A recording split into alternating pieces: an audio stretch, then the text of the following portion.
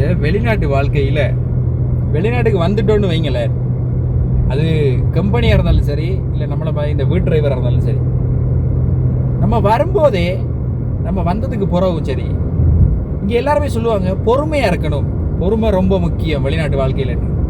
ஆனால் அது அந்த ஒரு வார்த்தையில் தான் நம்மளோட வெக்கம், மானம், சூடு, சுரணை, சுயமரியாதை, கௌரவம் எல்லாமே அந்த ஒரு வார்த்தைக்குள்ள தான் இருக்குது. அதனால் ஒன்றுமே இல்லை. இங்கே வேலை செஞ்சுட்டு போகிற வரைக்கும் நம்மளுக்கு எதுவுமே கிடைக்காது.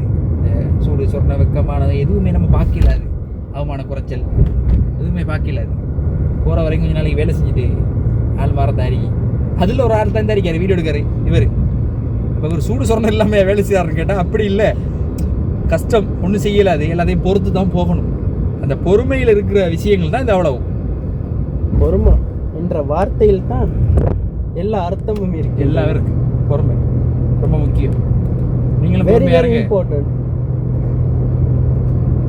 எல்லாரும் பொறுமையா இருந்து கவனம் வேலை செஞ்சுட்டு நாட்டுக்கு போங்க. இல்லை இங்கேயே இருக்கு. வளவு வாங்கலாம், வளவு வாங்கி விட்டு கட்டிட்டு இருக்கு. தர மாட்டாங்க, கடைசி தர மாட்டாங்க. இங்கே வளவு நீங்கள் வாங்குறதுக்கு